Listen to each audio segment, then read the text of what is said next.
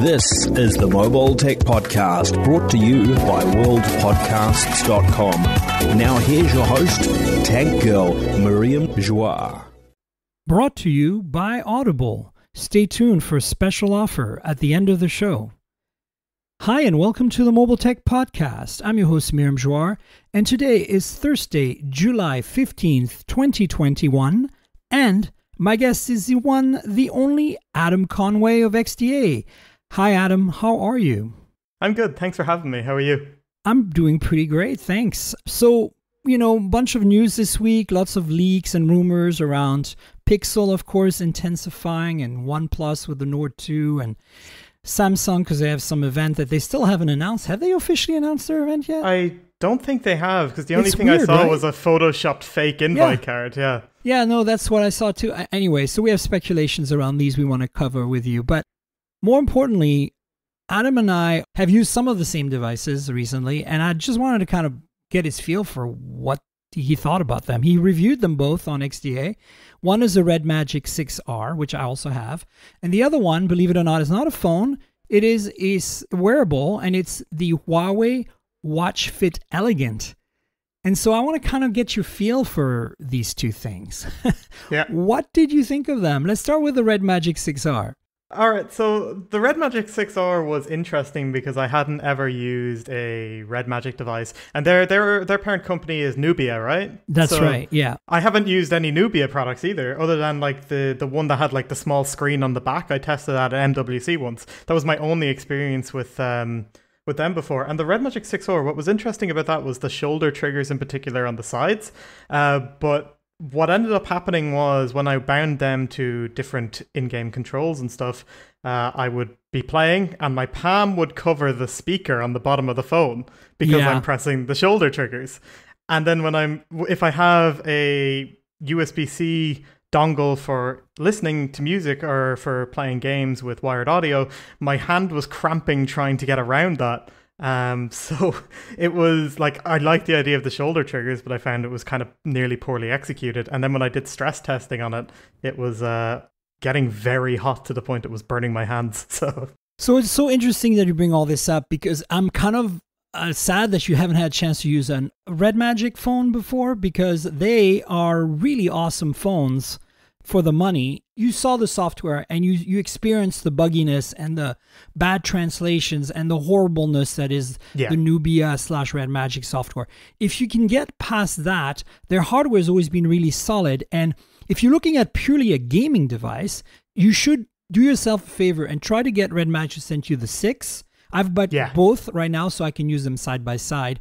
And the 5G prior to that and the 3 prior to that, or the 3 series, there were several models I used and reviewed as well. And so I came into this on purpose not wanting to review a gaming phone. I wanted to review the 6R because I felt like it was going to be like an everyday gaming phone, like something that you can use as a flagship for most stuff, and then you want to whip it out to do a game and it'll perform a little better with 144 hertz and with the shoulder buttons than like a Galaxy S21 Ultra would, right? That's kind of where I was coming from. And I think if you look at it that way, then it makes sense. But yeah, all the things you're talking about, sustained performance, you're not going to get that without the fan. And the fan really makes a difference in the 6 and the 5G and the 3 prior to that. And you're not going to get, a comfortable grip if you don't have a headphone jack. Like the 6 has a headphone jack and it's placed in the right spot, and of course here you don't, so you have to use a dongle, and then it gets complicated because the camera pod's in the way and you got the hole punch, right? That's not optimal for gaming. Yeah. But I think if you look at it from a purely gaming perspective, it's not the phone for you. I think if you look at it from like, I'm somebody whose average is a little higher in gaming in terms of interest than the normal person, but primarily I want a phone that can do it all, that's powerful and fast, has the specs. But then when I game, I want to benefit from a few little things, especially the triggers, the capacitive shoulder buttons.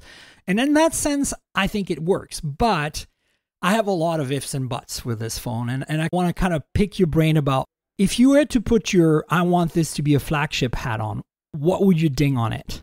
I think honestly, it's very like it actually, as you mentioned, is a good phone in terms of just purely if you're thinking from the perspective of I want a phone that doesn't look like an eyesore but is good at gaming, because a lot of them are really flashy and they're bright and they've mad designs on them. But this one is like very close. It kind of looks like the S21 series in terms of even that camera bump at the top left and stuff on the back.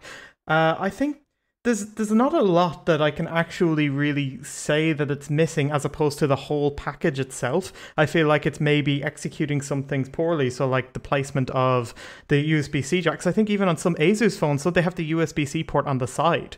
Yeah.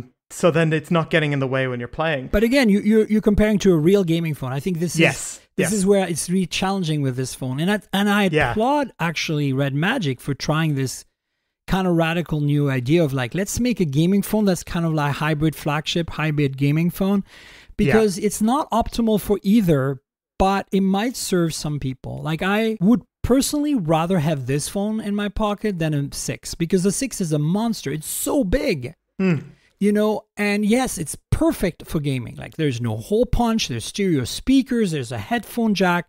These are 3 things, by the way, that are, I think, demerits with the 6R. It has mono speaker. It has no headphone jack. It has the punch hole. The 6 has a bigger display with 165 hertz and it's trigger buttons and the fan. So you're paying $100 more, but you're getting a proper gaming phone. And I think honestly, with $100 difference on a $499 to $599, I would spend $100 more if you were a gamer. Yeah. Considering an Asus ROG Phone 5 or some Legion phone from Lenovo is going to cost you probably almost $1,000, right?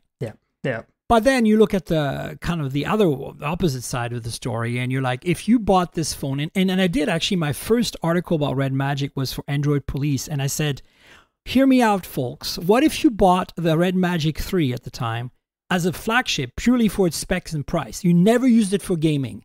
You just used it as a flagship. Would that be a good experience?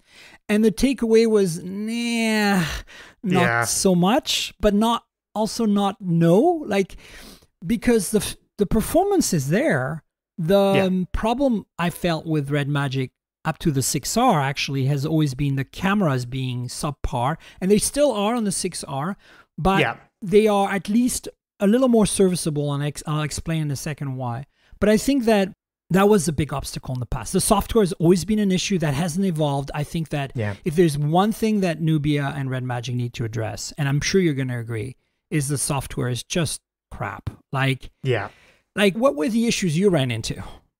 So I think some of the ideas it has are, I like some of how it's laid out, how it's designed. Like the game space, I actually think, while it could do with some tweakings, is quite good. The launcher in particular is not great. Obviously there are the translation issues. They have ideas, and it's the execution that is the problem.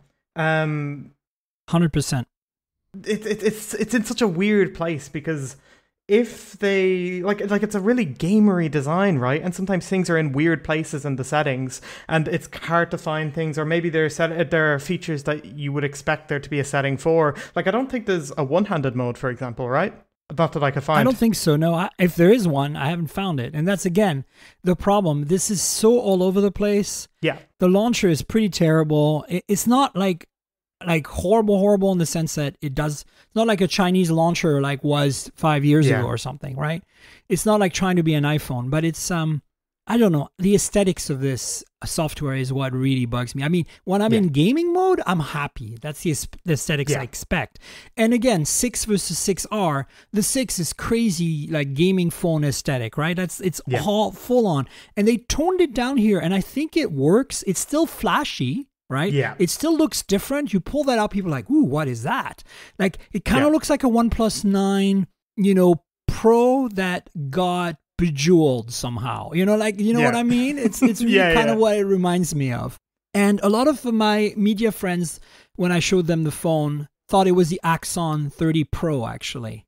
Really? Because that camera bump, with that weird little indent, that has that weird diagonal line the little, in it. The Axon has that as well, and they thought I'd gotten that review. If ZG is listening, I'd love that phone. I hear good things about it, and I know they didn't have a lot to go around for the US media, so I'd love to play with it. But to me, I love the hardware aesthetics of this phone, and I think they nailed the concept of mixing a gaming phone with a flagship there. I think that they're compromising a little bit on the gaming experience by the camera bump getting in the way and the lack of headphone jack. The lack of stereo speakers, I think, is also a miss, because if you're at home in your own bedroom or whatever, you might not need headphones. You might want to just play with the stereo speakers, and then mono is just not going to cut it for gaming when you have this beautiful 40 hertz display in front of you, right? But this is how they save money, right? They save money on the no fan.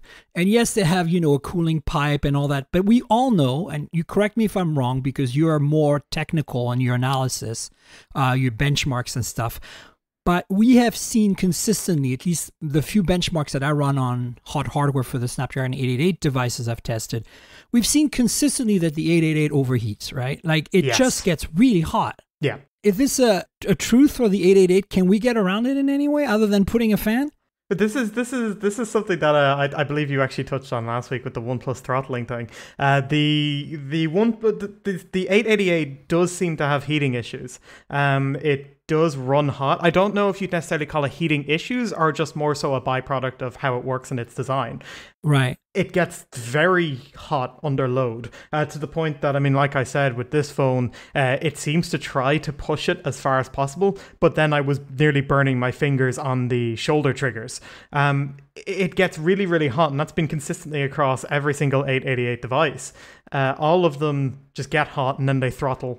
Yeah, if you run like Wildlife... The Mi 11 Ultra, same thing. Yeah, if you run like a benchmark like 3D Mark Wildlife, the sustain test, right? Yeah. Almost every Snapdragon 888 just falls off a cliff after 5-10 minutes. Yep. And the only exception so far for me has been the Mi 11, believe it or not. Really? It degraded, but very linearly and very little overall. You should get your hands on one, try it out. I don't know what they're doing for cooling there. The thing gets really hot, but it somehow, whether it's in a case or not, manages to sustain its performance. It drops, but not like, that typically you see like a hysteresis curve where it goes like, da, and then boop. And then it just crashes, This is more like very, very linear. And the end curve after the 20-minute test is much higher than, say, Galaxy S21, or even like, I think the OnePlus 9 is the most recent 888 I did benchmarks on. But look, the reality is, what I'm trying to point out here is that this thing is going to have all these issues because it just doesn't have the right... it has good cooling, but the 888 combined with no fan is... You pretty much need a fan if you have an 888. I always kind of thought the fan was cool, pardon the pun, but like interesting to have like on the RedMagic phones built in, because I was like, some active cooling. If you're playing for 2 hours on end, it makes sense. But I always thought it was maybe a little overkill, but I think with the 888... a little bit of a gimmick. Yeah, we just need it now. Yeah. Right? And I don't know what it does to battery. Can you actually play 2 hours on a RedMagic 6 with the fan on? I haven't tested because I'm not enough of a gamer. Have you played a game for 2 hours on the 6R? I have not. I haven't played it for 2 hours. I think the longest session I had was about an hour. I was playing... I think it was the Simpsons Hit and Run and Dolphin emulator. And like the performance was consistently there. It did get very hot, but it wasn't actually as hot as when I ran the CPU stress test. So it wasn't quite burning my fingers off, but it was definitely getting hot. And like just pure eye test, I'd say it was dropping more frames as it went on. And because what's weird with Simpsons Hit and Run anyway, and why I always use it as a benchmark, is there's like loading points in the as you drive around the map. There's loading points, so it slows down for a second while it loads the next section, and then it runs perfectly. You can then start to see that it suddenly stops running perfectly in between these loading points, and you can see it starts to drop frames, which it did start to do after about, I'd say, 15-20 minutes. But then it was kind of consistently at that level, so it was still fine to play. That was my experience anyway with it. Awesome. Well, listen, folks, I'm reviewing it for hot hardware. I should be out in a week or so. Keep an eye on my benchmarks because I'll be running Wildlife, which is one of our standardized benchmarks for hot hardware. And I'll be running Wildlife sustain tests, and we'll have a good comparison versus these other two phones that I recently mentioned, the OnePlus 9 Pro, the Mi 11. And if you're buying this phone because you want specs, be aware that you're going to get those specs, but you are making some compromises, right? Yeah. The most obvious one, I think, is the ergonomics for playing games, right? Yeah. And then, I think that it really should have had stereo audio. I can live without the headphone jack to some extent. The port positioning is an issue, but you mentioned yourself, it gets in the way a little bit, but you can use a wired adapter. So these are some of the compromises. No fan, obviously. Of course, the hole punch. 144 versus 165 hertz display. I doubt you'll notice. I don't know if people really notice, but for me, I think 144 is for most games, it's overkill. A lot of them don't support it, right? So you're going to get that performance. And RAM and storage are solid and fast. I'm pretty sure they're using DDR5 and UFS 3.1 here. So you're getting all those specs. But then battery life, 4,500 milliamp hour or whatever it is not that great, right? Yeah, it has, I believe it has pass-through support so that you can run it off the charger instead, so it's not draining the battery. But I mean, again, you still run into the same issue then where it's, there's something going into the USB-C port that's hurting your hands.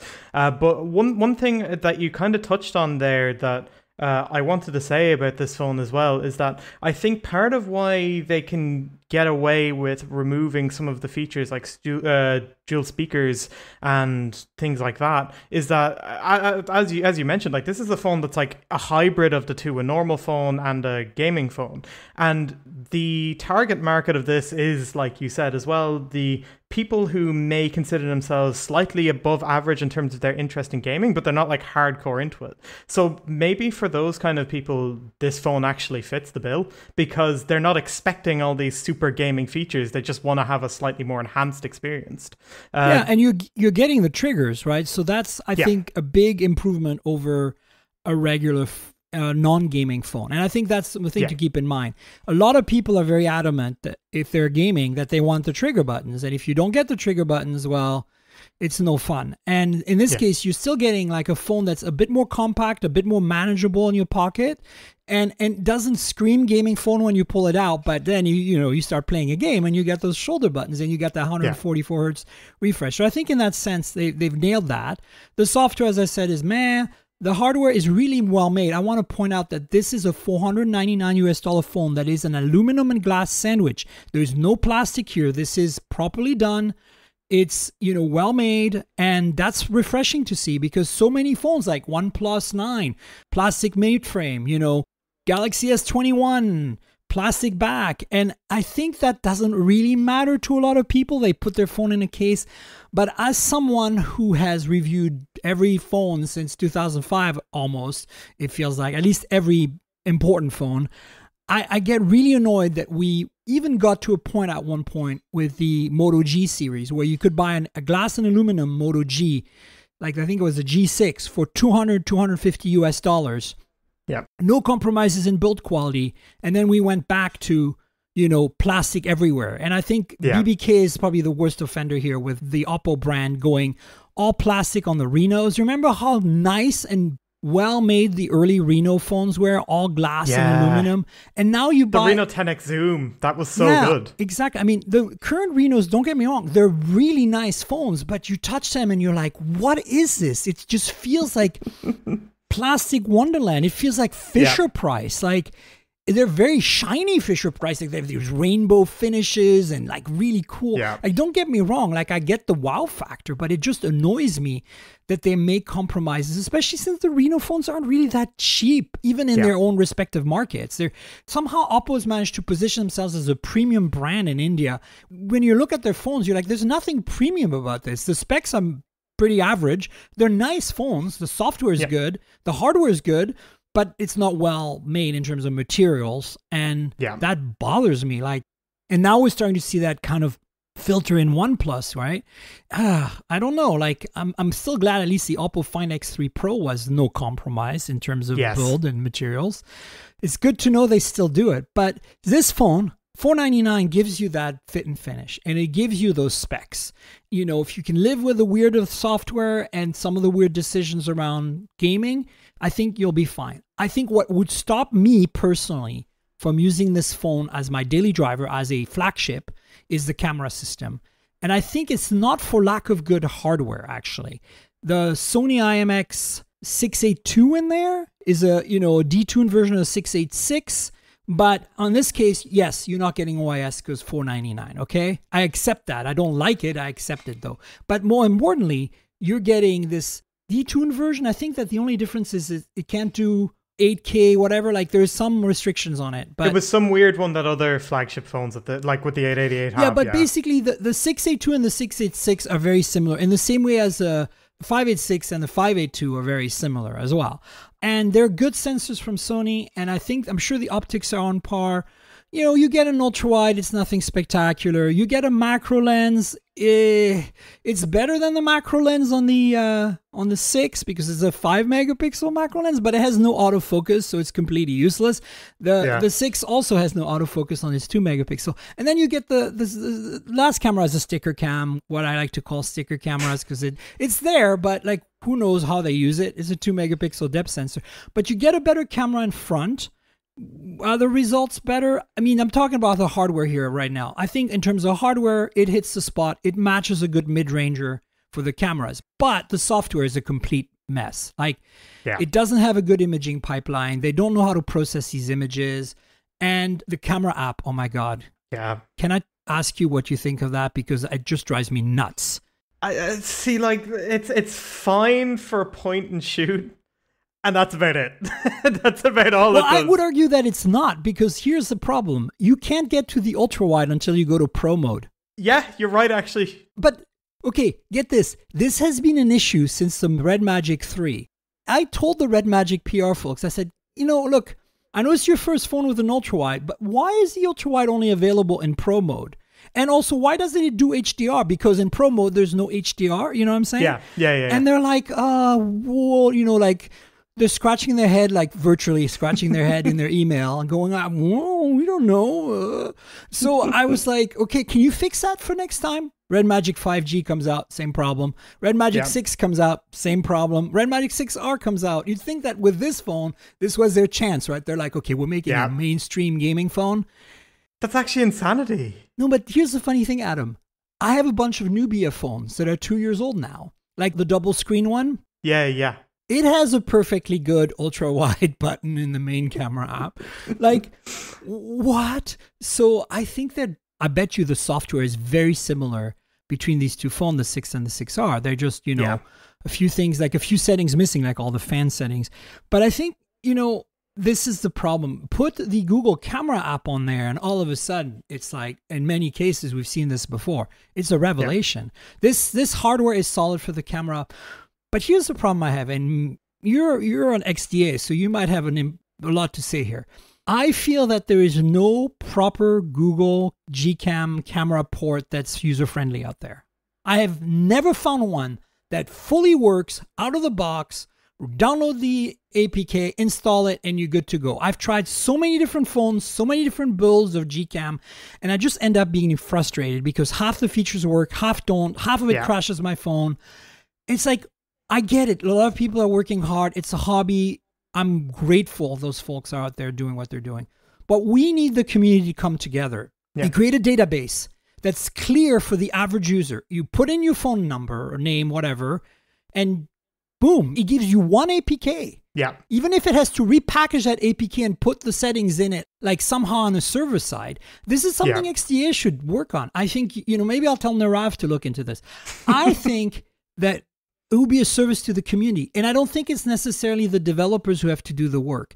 It'd be great to have, to me, what's daunting is I go to XDA, I type in RedMagic 6R Gcam or whatever, or I do that on Google, and I get nothing because this phone is so new. So I go to RedMagic 6 or RedMagic 5G, whatever, because, I'm thinking, well, if it supports... It's a related phone, Yeah, related phones. And I find stuff, but then I find 7 APK. I'm like, no, I'm not going to try 7 APKs and guess.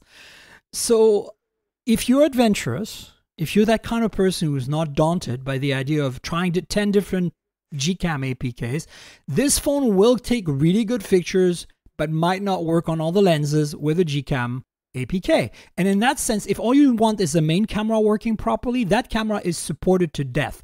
The IMX 682 is a run-of-the-mill Sony sensor, super high quality, super popular on many phones, you should be okay. So, yeah. But out of the box, oh boy, that software is bad. This is the thing with those Gcam ports is, so I wrote, I believe, what was the first major report about Gcam, because the original developer who ported Gcam 4 years ago was a friend of a friend. His name was BSG, and it was on the 4PDA forums. He was a Ukrainian friend of mine. And so I was put in contact and I wrote the article for XDA about this. And what was interesting about that port was it was made purely for what I believe was the OnePlus 3. So it was made with the OnePlus 3 in mind. It worked perfectly on the OnePlus 3, and every single feature worked. And then as it was brought down, it was primarily focused on OnePlus phones, and then they realized, hold on, we can modify these just to work for generic SoCs. And then they had it working on generic SoCs, so at the time it was the Snapdragon 820, they had it working on different 820 devices. And then came the issues with camera drivers on different phones and all that stuff. Yeah. And so it ended up becoming a bit of a mess. Whenever there needed to be a new port for a new phone, there had to be loads of testing done, trying to get it working with new sensors. And nowadays you have what's effectively become fragmentation with Gcam, wherein you have 7 or 8 different APKs from all different developers who are all porting it their own way. And some features work, some don't, and I've heard of people having like 2 different Gcam installations just for different features on their phone. Yeah, no, and I get it. Look, I was a software engineer in video games. I understand how the world works. I just feel that it's very daunting, even for somebody who's technical like me. It kind of harkens back to the day of like why I gave up putting custom ROMs on my phone, because I was just like, I don't even know where to start and what to do. It's like not what to do in terms of technical step, but like what to do in terms of making a decision. And this is to be a working tool for me. Like, I know some people like to put ROMs on non-everyday phones, and I get that. If they have the time to do it and the time to explore it, awesome. But for me, at the time, it was like I have 1 or 2 at the time, maybe 3 phones flying around, and I want to try stuff. And having custom ROMs is fun. But it stopped being fun because I just couldn't make up my mind as to what to download. And, stuff would randomly stop working, and then updates wouldn't work. And I get all this. It's like, the Hackintosh community. I did a lot of Hackintosh projects, and I understand. But I feel like Gcam is such a good thing to have, that at this point, perhaps the community can come together and try to streamline the process a little bit. The average person is not going to install a ROM, but I think you're going to get more uptake with Gcam, especially if you can centralize it a little more like that. Yeah. And then maybe Google will start looking at it and go like, oh, look at what the community is doing, And, I don't see them supporting, other phones because they want to sell pixels, obviously. But I think that they might maybe give us old versions, like last year's Gcam, blessed by Google in the App Store, works on, Samsung phones, OnePlus phones, like, I don't know, like the main phones, and that would be great to have, right? But I think for that to happen, I think Google needs to feel the heat. And for them to feel the heat, I think the community needs to come together somehow. Yeah. Yep. And I think there's enough people willing to fiddle out there, clearly. So maybe be less cryptic on when you describe what you've done on XDA forums to tell a person like me who just got a phone and is looking for an APK what to do. Like, I'm not expecting a 6R APK for Gcam right now. That phone is barely out. But I expect like a RedMagic 5G APK to be out there that's a year old and solid and has all the features and hasn't possibly been tweaked much since like November or something. That would make sense to me right now. Yeah. But that's not the case. So, anyway, I could go on. But if you're buying this phone, again, the caveat is not that the camera hardware is poor, but it's that the camera app and the imaging pipeline as implemented by Nubia RedMagic is lacking.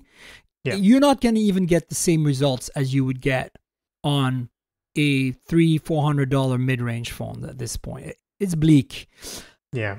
Doesn't mean you can't take good photos. It's just, it falls apart in all the fringe scenarios that are typically difficult, like HDR and low light and zooming in, and all these things are going to be compromised. If you're just hitting a good light, the auto button on the main camera, on the main app, you'll be okay. Well, you can't do that in the ultra wide anyway. You have to go to pro mode and well, yeah, for the ultra wide, the ultra is not that great a sensor and lens anyway, so I wouldn't worry too much. It's there if you need it, serviceable, but it's not great. And don't buy this phone for selfies, like, duh, Yeah. But it does have a better selfie cam on paper than the 6, the gaming phone. So perhaps if you are a Twitcher who likes to live stream your face at the same time as you play a game, maybe this is a better choice. But I have a feeling that the Legion with the pop-up camera on the side thing, or depending on where you hold the phone, might be a better choice. But it's twice the price, right? So again, it's a matter of your perspective. So let's switch gears real quick and speak about this Huawei Watch Fit Elegant. What a weird name. Can you walk us through kind of the fact that there's also a regular Huawei Watch Fit, and also that this is part of the watch series and not the bands? Yes. Talk about that. So from my understanding, the Huawei Watch Fit is now actually the Huawei Watch Fit Active. Okay. So I mentioned this in my review because that's what I was told by PR anyway when I reached out, because I was very confused about the naming scheme for this. It seems to just be the Huawei Watch Fit, so the Watch Fit Active, with more premium materials. That's what I was told, and it's a more focus on being as in the name, elegant design. So it's more to be a fashion product with some fitness band features than actually necessarily a fitness band in and of itself. And that was what I believe is the goal of this product, was to be that weird thing that bridges the gap between fashion and fitness, so that you're not going all out on a fitness product that you can't really wear elsewhere because it doesn't look nice, and without going all out on a fashion product that you can't also use when you're going running and stuff. I think that was the idea behind it. Yeah, I think you nailed it. I do think that the fact that it has the name watch in it implies it's part of the watch line too. So the idea is that this is not a fitness band, even the active one. It's more of a watch with great fitness features that is more affordable because it is closer to a fitness band in design and specs. That's kind of the feeling. So in a way, they've created a new category, because I don't know if you had a chance to play with like the Huawei Band 5, or I think they now have the Band 6 or something. But those things are great. I did get to use one, like, they're just as good as this Watch Fit model, but smaller and a smaller screen, and they're really purely, I think, a fitness band. And for some people, they wear this all day because they don't use it for notifications or even telling the time. They just want to keep track of their steps and exercise and stuff. But this is a little more. This has a big enough display that you can use it as a watch. You can use it to tell time. It's more readable. It's not very bright. I mean, a lot of smartwatches are not very bright in direct sunlight. Yeah. That's always the case, especially here in California. But I think that it's manageable. It's fine. It's just nicer to have a display that you can actually glance at and tell the time. Whereas I find that a lot of fitness bands, you can't have an analog display on them. You pretty much need a digital display. And then if it's not landscape, like if it's not sideways on your wrist, it's kind of hard to tell the time at a glance, even if it has one of those activate by tilting your wrist things.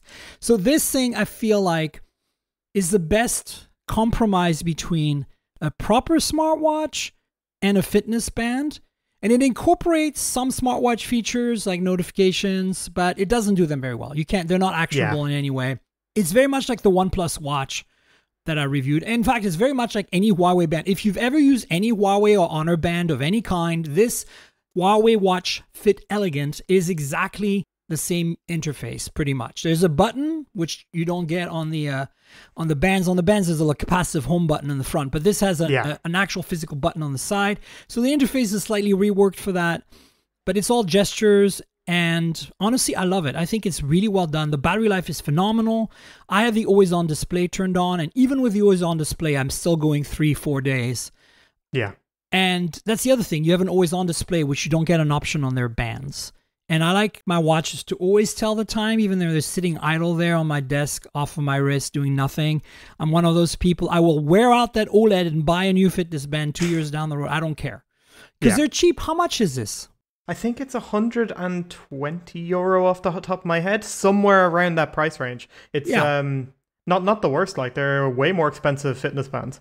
Right. And so if you want the metal case and that's something that looks and feels a little more premium, I suggest you buy this elegant version. And if you want the more affordable model, buy the plastic version, right? And there's not much of a difference in price, it looks like. So it's really up to you. Like, do you think that you're going to be rough and tumble with it? And, you want it to look pristine?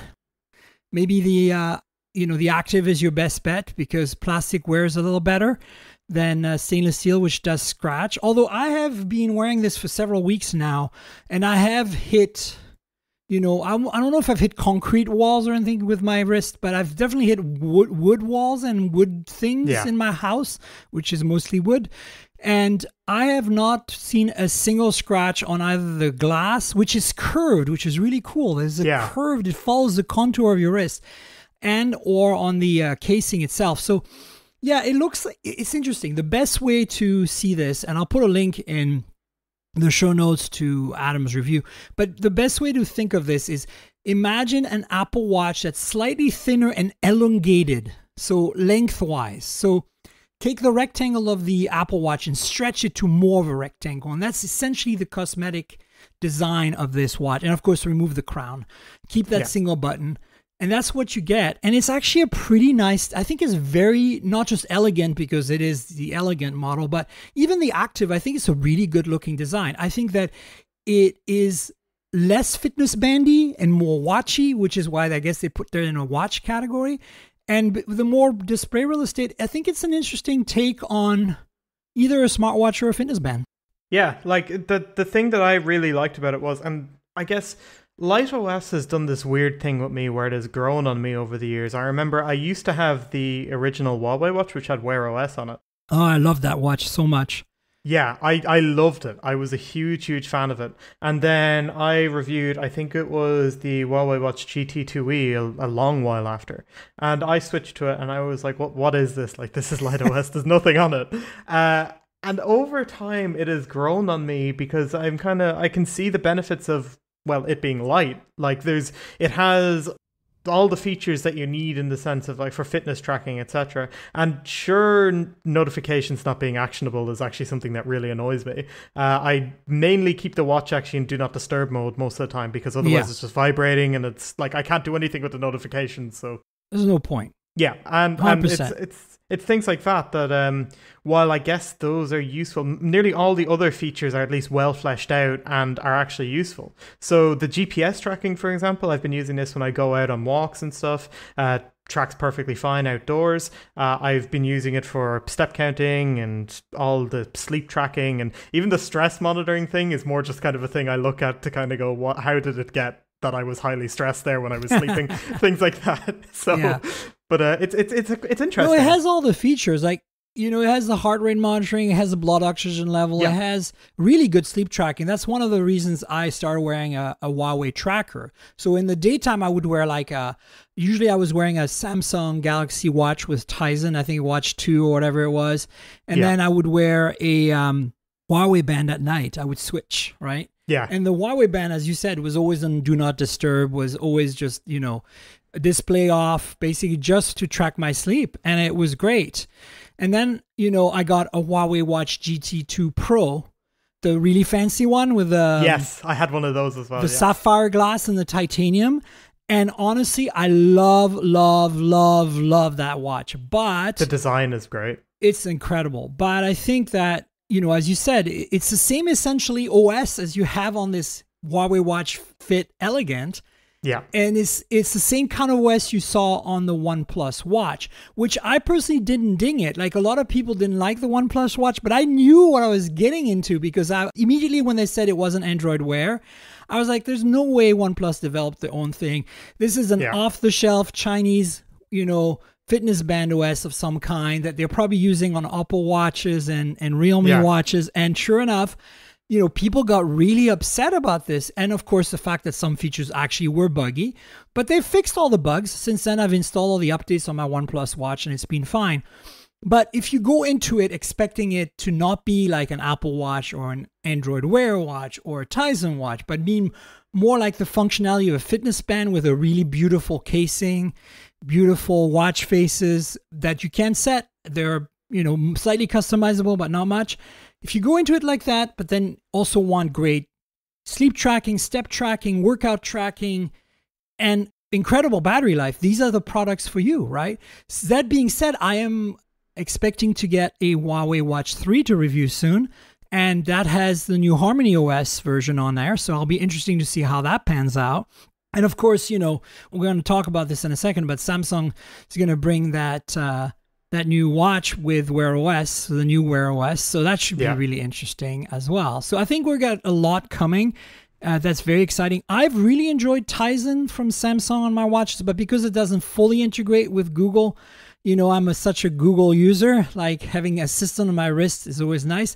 But Wear OS was always kind of terrible in my opinion, and Tizen was better, but Tizen didn't give me the functionality I wanted. But the battery life was better as well. So like if they can marry the two, I'm in, right? Yeah. So that's kind of where I'm at with all this. But in the meantime, I'm very happy with this, and I wear it almost every day because now I sleep in it because it's got the sleep tracking I love. Yep. And I wear it during the day for my step tracking. But I actually have notifications turned on this. And I find it that I'm filtering just a few, and it's just great because it's like I get the few that I need. I get my phone calls, which I always miss. Yeah. And it's good enough. And I put it manually in Do Not Disturb at night. I just like have the habit now of just turning it on. And it works out pretty well. I've got the always on display on mine. So my battery life is not a week, but it's more like 3-4 days, Yeah, that's been more or less my experience with it in terms of battery life. I think as well that the sleep tracking on Huawei watches has always been stellar. Like they've really been good. Very, very good. Even like if I just fall asleep in the middle of the day, like it happened to me the other day, I was lying on the couch, so I fell asleep. It actually it detected it even though it was just middle of the day and I had no reason to be expecting it, but it got like my 20-minute nap that it detected, and it picked that up mainly from, I'd say, lower heart rate and no movement, whereas I feel like some other watches, I know for a fact when I had the Fitbit that I tested out a couple of years ago, I can't remember which one it was, it struggled with picking up like if I fell asleep in the middle of the day or even just falling asleep at night, it often struggled. So that's the thing. Yeah, no, I think you're 100% right. I've tried so many different watches so far, and none of them match the Huawei bands or the Huawei Watch GTs, at least, in terms of sleep tracking performance. It's tremendous. And I would add that Apple has a long, long way to go here. Like, you pretty much have to install third-party apps on Apple Watch if you want to get something that comes close to auto tracking. Like, the fact that Apple still forces you to set a go to bed time and wake up time to kind of force you into a regular pattern. I get it. Like medically, that makes sense. Like you want to have a regular sleep pattern. That is not the reality we all live in. Okay. As you said, I should be able to feel exhausted since we all work at home. A lot of us do. While we are, those of us who are in tech media at least, like I just want to lie down. I just lie on my bed for 20 minutes, have a power nap. And I want that watch to keep track of that. And guess what? It does. And like that should be normal. Like the fact that Apple hasn't been able to figure this out just blows my mind. Yeah. No, it's insanity. Like it's such like a basic feature you would think, but all right, we got a bunch of news we should go through real quick. There are leaks, there are rumors, there's some news. We've seen a leak of the Pixel 6 and 6 Pro. So what are your thoughts on this? I think Google has been doing weird things with the Pixel line. I think the rumored Pixel 5a, like I know this is the 6 and 6 Pro, but the rumored Pixel 5a confuses the hell out of me. The Pixel 4a 5G and then the Pixel 5 were so similar that it just confused me too. I didn't get really what they were going for. I think the Pixel 6 and the 6 Pro, they clearly have an actual differentiation between the two that makes sense, that if this is what materializes and if these specs, etc. are correct, I think that this could well be Google kind of deciding, right, well, we're putting in the foot, we're going to give it everything, we're going to give it our all to make this an actually good flagship and a good, like, budget-oriented flagship along with it. Because the 5 was just weird. I loved the Pixel 5, but it felt like Google went a bit weird with the Pixel line, right? Oh yeah. Oh, absolutely. Even the Pixel 4, where they had, was it the Pixel 4 where the screen was like like the other way around, and so you had like the jelly effect and everything. Yeah, absolutely. Yeah. It's been really weird stuff out of the Pixel line, so I'm excited to see what happens here. I did not adopt the Pixel 4 series primarily because of the lack of fingerprint sensors and mini apps not working properly with the Face ID. I did not adopt the Pixel 5 because I want a flagship, and also I want a bigger screen. And honestly, I think for last year, the 4A 5G, which is supposedly identical to the 5A 5G, is my choice to people because it's the best balance. Yeah, it lacks wireless charging, which for me is important, but you get a lot of other great stuff out of that. So the reason I haven't covered the 5A rumors much is because I feel like if it's going to be almost the same, what's the point, right? But the 6 rumors I think are very interesting. It seems like, you know, we've discussed this on a few other shows as well, and it's like the fact that we're finally getting a real no compromise flagship from Google potentially here is really exciting. The specs look really hot. I will link to an XDA developer story by Michael Rahman, of course, and check out the specs, folks. It's really great, particularly the cameras. The rear camera on the Pro, 50 megapixel wide. I think this could be a Sony IMX766 or something else hopefully from Sony, not from Samsung. 48 megapixel telephoto, which is interesting because that means that they probably have a 2 or 3x optical zoom, and then they're counting on some, you know, of that hyper zoom or whatever they call it technology to get even closer to things. And then the 12 megapixel ultra, if it's anything like the 12 megapixel ultra that's already on the Pixels, I think it's fine. I mean, it's not spectacular, but I think it'll do the job, especially with the kind of image processing we're expecting from Google, right?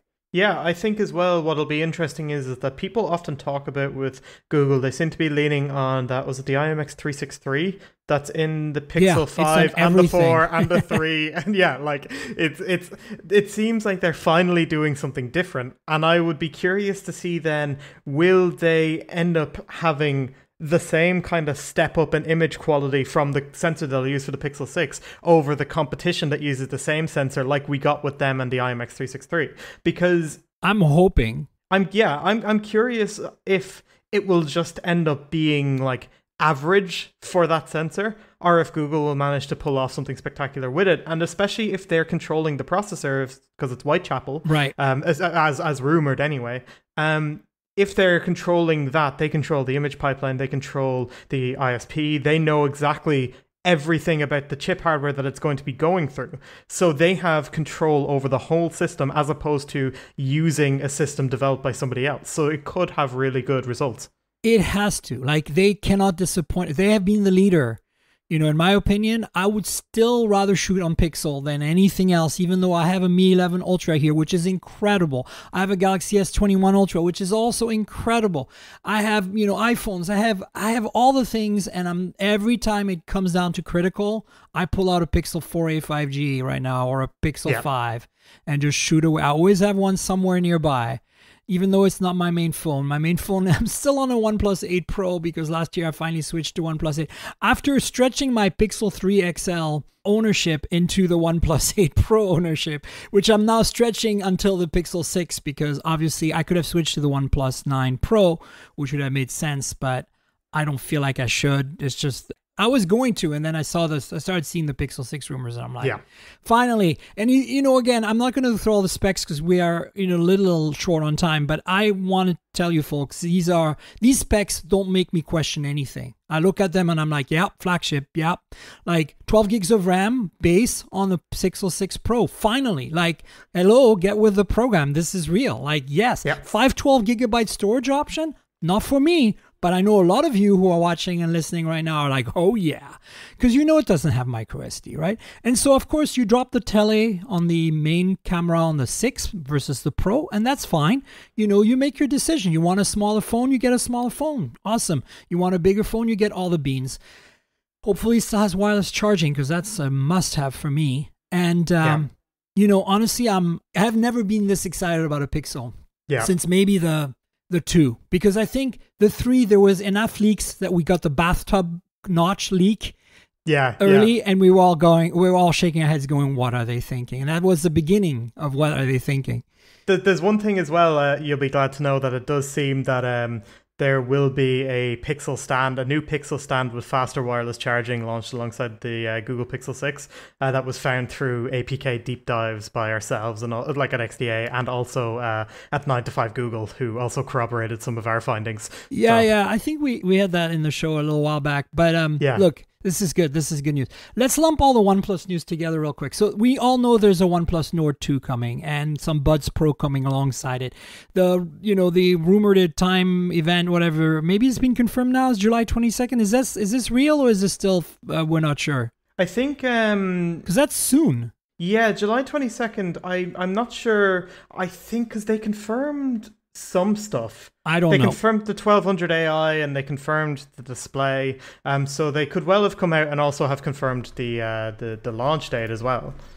Yeah, so all we know is I'm going to link to a few things here. Someone at XDA interviewed Oliver Zhang of OnePlus and got some really good intel on why they went with MediaTek, the Dimensity 1200 on this, and a bunch of other really nice little tidbits. So check that out. But what got me most excited is another article on XDA about the camera, and it looks like it's going to have the same 50 megapixel sensor, the Sony IMX766 that we have on the OnePlus 9. And my gut feeling is if the 9 doesn't have OIS, the Nord 2 won't have OIS, right? But that's going to bug me. But I just want to put it out there for those folks that are paying attention to this kind of detail. It's going to be problematic, but it doesn't mean it's going to be bad. So keep an eye on that. I think, we're not going to get this Nord in North America. The Nord in North America is about the cheap phones, right? The affordable phones like the Nord N200 5G I recently reviewed. So, it's unfortunate. I don't know if we're going to get to review this phone in North America. I haven't heard anything from OnePlus, and they're very close to me, so I'm surprised. That indicates that North American media are not going to get access to this phone, unfortunately. I did get to review the OnePlus Nord last year. They sent me one with the very clear caveat that it wasn't coming to the US. Or at the time it was, a Nord will be coming to the US of some kind, but not this one. So we were kind of hooked at that point, and then we got disappointed. But this looks like it will be a solid update, and I felt the Nord last year was such a great phone for the money that I really hope they can continue. I want to see a glimmer of OnePlus's old ways, coming through some of their products. We know their flagship line is now their flagship line. By the way, another news story I didn't put in the show notes, but I will add, is that the OnePlus 9 Pro base model is not coming to the US and Canada for sure now. So, I saw that, yeah. If you have been waiting for that slightly more cost-effective OnePlus 9 Pro, go buy the big one, because that's or wait for the Pixel 6 and call it a day, is what I say. If you want a true enthusiast phone, that's going to be it, I feel. But look, OnePlus is going to continue making great flagship and compete more and more with Samsung at the high end. They're going to continue making really nice, really worthy, at least for North America's market, not for India, because that's where they have Oppo and they have Realme. But for this market, they're going to continue making really accessible, really good, affordable Nord N series phones. You're not going to get this Nord 2 here, but in some markets, that middle ground flagship killer-ish product is going to exist in the regular Nord. And I think that's good to see. I'm kind of hoping and or glad that Pete Lau is realizing that there was a bit of a misstep here maybe in messaging. And that they're maybe rectifying this with these products. And their Buds have been great. The Buds regular I love. The Buds Z I was are a huge good fan too. of those. And the Buds Pro, if they're any good, I would bet right now that they're going to be pretty great. So maybe the Buds will come to the US. Who knows? I'm going to actually ping OnePlus and see what's going on with all this. So stay tuned, folks. So that's it for the OnePlus stuff. And then, of course, we need to talk about Samsung because, so the August 11th date is still a rumor, but almost everything has been spilled now for what's going to be announced at Unpacked, right? Yep. There's even been, if you look at some of the stuff that got leaked, it was actually DMCA'd as well by Samsung, which basically confirms that it's real. Not that there was any doubt it was EV leaks anyway, but now it's nearly official in the sense of it's getting taken down by Samsung, which is just crazy that there's so much having been leaked about the event. It's allegedly coming in August 11th. There's no reason to believe it's not. And there's still no official announcement. And typically, I was looking at previous years, it was around now or even last week would have been when, like early to mid-July, they'd announce it. They usually have a couple of weeks at least, it may be more than that buffer between. Yeah. So, I mean, it's clearly going to be a virtual event. I have a feeling that the reason they're not out to us media yet with it is because they don't expect us to go anywhere for it. Yeah. Here's the YouTube link. Yeah, we'd have to start having to plan. So, Galaxy Z Fold 3, thinner, under display camera in the front. But these are like some of the highlights. We know everything else is pretty much the same. Snapdragon 888, of course. More better cameras, etc. Z Flip 3, bigger front display, 888, but basically the same. Maybe slightly more compact design as last year. Great phones, the flips last year, so hopefully this will continue. Don't expect more than 2 cameras in the front, though. In the back, but it's the front one. It's full. Oh, this is getting complicated. Okay, Galaxy Watch 4, of course. Galaxy Watch 4 Classic. Galaxy Buds 2. So the Buds 2 are interesting because it seems they've really come out with a lot of buds in a short time. Like last year it was like 3 different sets, right? Yeah. It's like really mudding the waters for me. It's like I don't understand why they're doing it. Like, look at Apple. They have 2 sets and it's pretty straightforward. You get the nice ones or you get the cheap ones, Like I feel like you're walking into a minefield when you go out there with the intent on buying some Galaxy Buds. Somebody told me they had a pair of Galaxy Buds and they told me which ones they had. And I had to look up which those were because I was like, are they the good ones? Are they the bad ones? Are they the middle ones? Which are they? Do they have ANC? Do those not have ANC? Do those have rubber tips or, silicone tips or do those not? Like, you just don't know. It's like a lottery at this point. Yeah, it's so confusing. Anyway, so expect more Buds. All right, let's see what else we got here. Oh, this is a good rumor. It's kind of come and gone. We've heard it back in April already once, and that was the Galaxy S22 with a 200 megapixel sensor from Samsung and an Olympus branding at least, or partnership or tie-in, or think Hasselblad and OnePlus. I wouldn't expect more than that, frankly. Yeah, right? No, that's the thing with a lot of these partnerships is I have very rarely actually seen something good come out of them. I think Huawei and Leica might have actually been good. That was good. Yeah, and then Vivo and Zeiss. It took a while though. Remember, the P9 was the first Leica partnership. Yes. And you could see the glimmer, right? Like it was like, oh wow, 2 sensors, 1 monochrome, 1 color working together to get more data out of the. They went for this dual monochrome color thing for way up to the P20 even, right? I think so, yeah. Yeah, I mean, this was a thing. And by the P20, they had added OIS, it added faster lenses like f/1 point something instead of 2 point something. And then we were starting to see the results. And then they went crazy with the telephotos and then the ultra wides. And then here we are today where the P40 and upcoming P50 and the Mate series are all super, super baller with their Leica partnerships. And so it took a while. So I want to give them the benefit of the doubt here, Adam. Yes. Because Samsung knows that they're killing it in imaging, and I think they intend to continue being one of the leaders. And I think for them to do this by just slapping a brand on, I don't think it's going to be their style. I think a lot of companies as well, when they partner with these phone companies, they're doing it nearly for their own brand awareness more than anything else. Like, for example, Hasselblad and OnePlus. Hasselblad is gaining from being associated with a brand. But I think Olympus and Samsung, neither of them need to necessarily have that partnership to be considered good. Yes. So the only way it can really be mutually beneficial is if there is an actual notable improvement in the cameras, particularly over rivals. So I think that it does have the potential to actually be something very good. Yeah. Should it be executed correctly. Yeah, I'm a little more cynical in the sense that I think that Olympus' sales have, really plummeted in the last few years. Oh, have they? And I think that I'm not saying it's like they make fantastic cameras still. There's no doubt about it. Yeah. I just think that they realize they need to expand beyond making just cameras, and a partnership with them, with a phone company of some kind is the way a lot of companies have gone, right? Zeiss, of course, Leica, but we have Hasselblad. Hasselblad did it once with Moto, and it was kind of a disaster with the Moto mod. Oh, the mod, yeah. So, the thing is, you can do it wrong, you can do it right. I think there is a potentially more good reason than you think here for Olympus to hatch on to someone. But I'm hoping there's more substance to it than just marketing, right? And let's see what happens. Like, I want to give them benefit of the doubt. This is, we now have 3 companies that latched on to Zeiss. There's Nokia, there is Sony, and there is Vivo. All three of them Yes. have Zeiss branded lenses on their phones or some sort of Zeiss partnership. T-Star coating on the Sonys and the Vivos.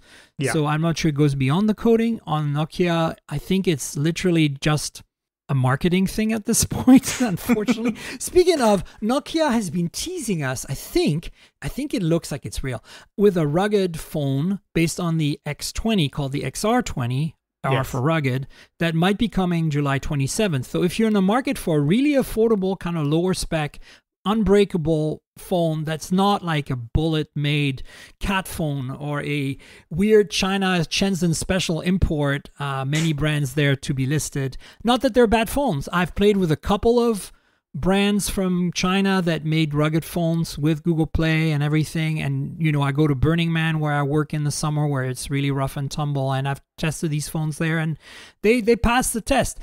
But I feel that if you think of if you want to buy a brand you can relate to, like Cat is a little more relatable because Caterpillar, blah, blah, blah, right? Yeah. And even though it's made by Bullet. But Nokia making rugged phones, there's been some talk about this for a while now. They have a reputation of making really strong, not necessarily purpose-made rugged phone. Like, some of their older phones are unbreakable. So this is good. This is a good tie-in. I think for some people it's going to work well, Yeah, I feel like there is not necessarily an untapped market, but I think that there is a world where more rugged phones can exist and actually succeed, because especially from a more known brand like Nokia, because obviously like they've been kind of pushing phone after phone after phone in Europe, and I'm starting to see them take hold. I know some friends who have like Nokia devices now when they didn't a couple of years ago, and I think it's been this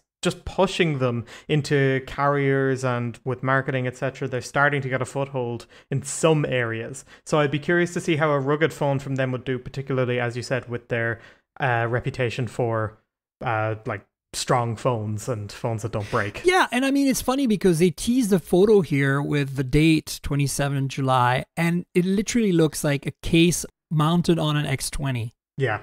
It does. Like, and it could be that, like, don't get me wrong. I'm not making fun here. I'm not saying it's wrong. I'm just saying if you removed the casing, like the way it's manufactured today of an X20, took the same guts and remanufactured that with a more rugged casing that had the protrusion of looking like a case that's permanently attached, it wouldn't necessarily be a bad thing. Like, you could make a rugged phone that way that basically looks like you putting the phone in a case, but permanently, Yeah. And that's the thing. I think the XR20 is, the R stands for rugged. Yeah, exactly. It looks like a sandstone material or like a cork material on there too, which tells me that maybe they're going for, those really rugged plastics that have like these freckles of different colors in them. I think it looks kind of interesting, honestly. Yeah, I'll be curious because, like, I mean, Nokia, right? They have been making some decent phones, so this could be good. Like, it could actually be a good rugged phone. I mean, I haven't been super impressed with the fact that they've been chasing the low and mid range so much, but this is the X20 is a Snapdragon 480, based phone with decent specs overall. It's not the best pricing, at least in North America, compared to like the Motos or the OnePluses in that same realm. But I think they're going to be a solid option. And if that's what you're in the market for, it's like a $200-ish phone, right? 200, 250, because that's what the Snapdragon 480 based phones go for. If you want the cheapest 5G phone, you're going to buy a MediaTek based Dimensity 700 phone of some kind, like the Poco M3 Pro or something, right? I mean, in your markets, that makes more sense because it's going to work. Whereas if you import that phone in the US, you're lucky to get 4G at that point. So it's like... Yeah. The band support on all these phones that you import in Europe is generally perfectly fine. And then I hear from US friends who are like, I'm so jealous that you can actually use that phone. Like Xiaomi phones, this always happens where they just, from what I hear, 90% of them won't actually work in the US. So yeah, I mean, they do work, but you sometimes get relegated to 3G, which is sad. Like my favorite flagship of 2021 so far is the Oppo Find X3 Pro. Yes. And I wish I could daily drive that, but the lack of band support is traumatic almost at this point. That's actually my daily driver. I switched back to it after the Mi 11 Ultra. It's so good. Such a great phone. Yeah. Like, forget the OnePlus 9 Pro. This is the phone to get, in my opinion. I mean, the price difference is radical, but, you know, since I have one and I didn't pay for it, you know, that's kind of what I'm looking at. Hey, let's wrap up quickly on this one article you wrote about the right to repair happening in the U.S. I mean, it's not happening. An executive order from our president here in the U.S. has made it more likely that some laws will get passed around right to repair. So what's your take? Well, it's when I was writing about this and I was talking to a friend of mine at XDA, Zachary Wander, he was telling me about some of the stuff like with warranties, with Samsung and repairs and everything. And it has blown my mind how nearly anti-consumer a lot of these laws in the US are. Because for me, I can go out, I can buy a phone screen and maybe it's from a third-party seller or whatever, but I can still buy it and repair it. And then 9 times out of 10 in the EU as well, if you can prove that whatever change you made didn't actually break the phone and it was something else, they're still obliged under warranty to fix it. Whereas here, it's weird in the US that there hasn't really been any protections for consumers like that in any regard for making repairs. You go up to the manufacturer, you get it changed, that's it. You don't have a choice to go to an independent repair store, which may be cheaper. You don't have the option to make the replacement yourself if you have the skills. You only can go to the manufacturer and that's it. And I think that overall, given that the US is as influential as it is, I think that depending on how progressive these laws are for the right to repair, it can have ramifications on the rest of the world, particularly in Europe, where, I mean, like, some of these laws are good in Europe, but there's still no full right to repair that is potentially being suggested here that you could see being very good for even environmental reasons, where people can then go and replace a part in their phone rather than going out and buying a new one. And this is something that hopefully will materialize. Because like you said, it's an executive order. It doesn't necessarily have to happen, or it may take a long time. It's a step in the right direction. It's a hat tip from our government to say we are aware of this problem and we want to find a middle ground that works for everyone. Because there's no doubt in my mind that the U.S. government, even though we have I think a better government now finally, is still, pro-business and pro-corporation. Yeah. So, they understand both sides. And I think I want to see a middle ground. I also do believe that there are some issues around. I have had iPhones replaced with parts that were subpar, and I don't want that to happen to people. Yeah. But I also do want to be able to support my local repair shop if I know they're doing a good job.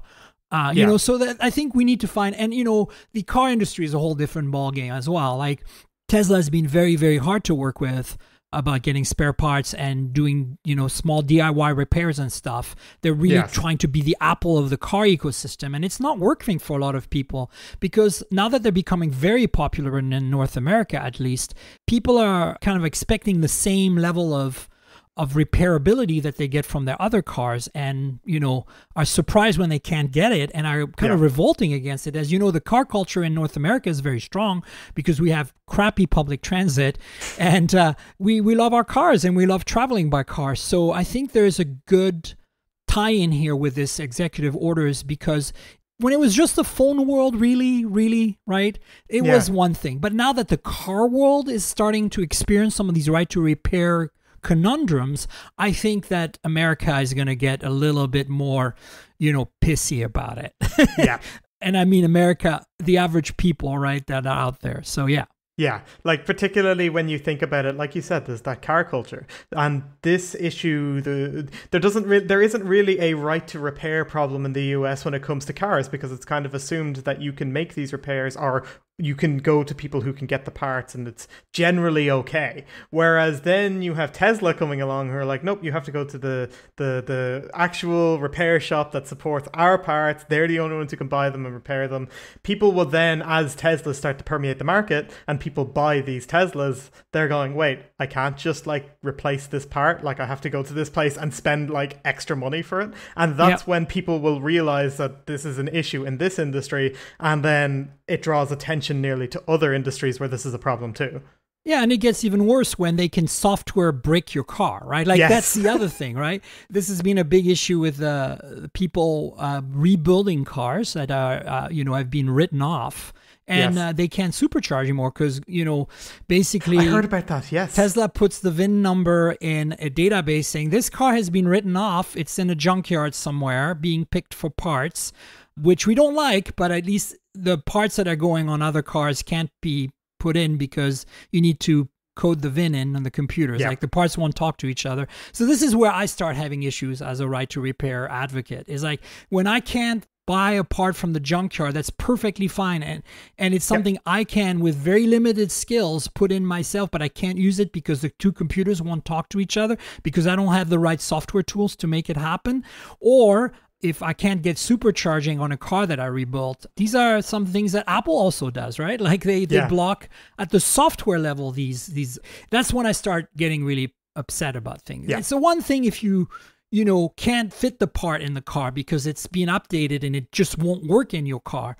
Yeah. But it's another thing that it's just a software block, right? Yes. So I remember with the my girlfriend's iPhone, she needed to get some data off of it before she switched over to her Android phone. But then in that time period, she ended up breaking the iPhone screen and she still needed to get the stuff off it. So I said to her, right, well, I'll replace the screen on it, etc., because the home button was broken as well.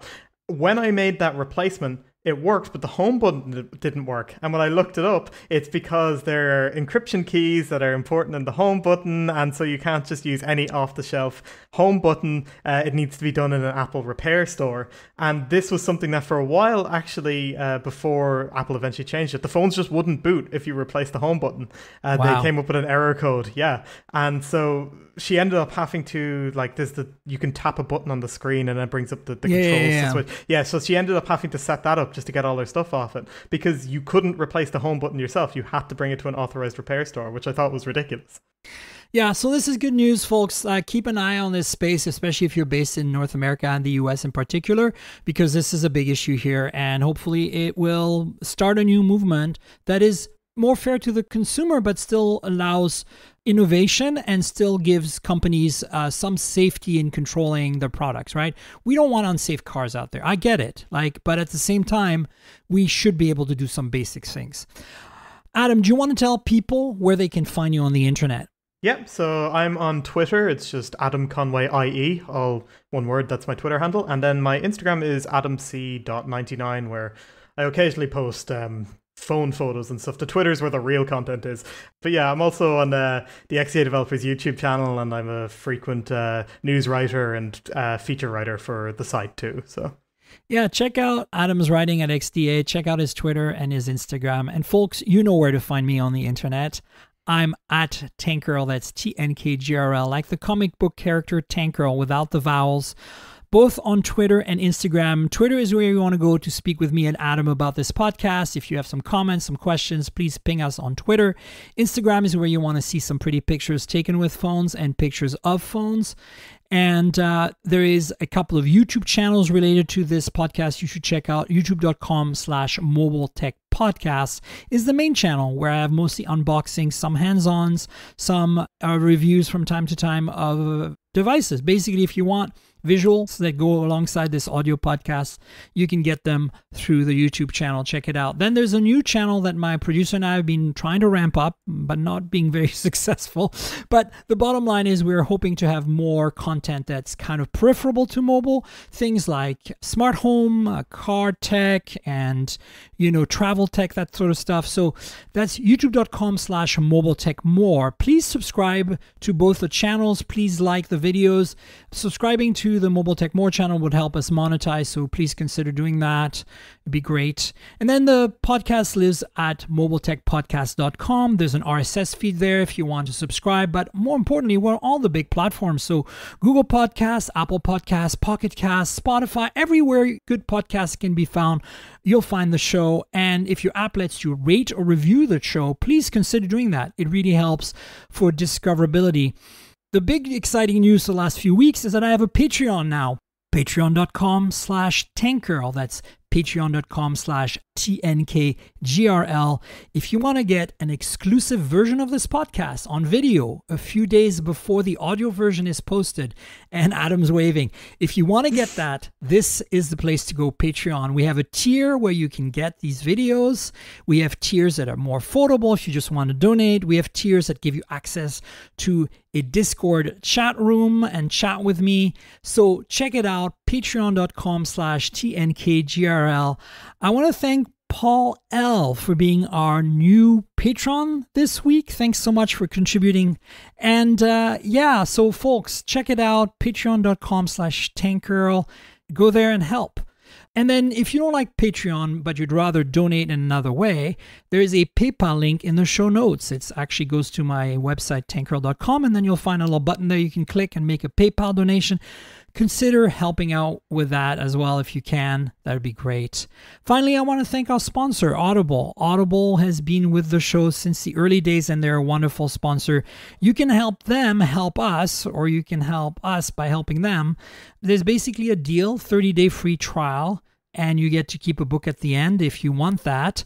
Check it out. audibletrial.com/mobiletech is the URL. That's audibletrial.com/mobiletech. So what is Audible? Well, it's the audiobook platform of choice. So consider checking them out, because if you like me and you like to read books, but instead you want to listen to them, because your eyes are tired, maybe you're driving all day on a road trip or whatever, this is a great platform for that. Audible has you covered. They have an incredible selection of books. Lots of books are read by the authors. Some of them are totally these epic long reads, just like a real book. You listen 2 hours at a time, you put it down for a little while, you come back the next day, listen to another hour. It's like, you're kind of something to look forward to. It's kind of fun anticipation. But if you're not into long form stuff, they also have some shorter things like podcasts, short stories, lots of content. So check out Audible. They're wonderful. If you like books, you really owe yourself an Audible account if you don't already have one.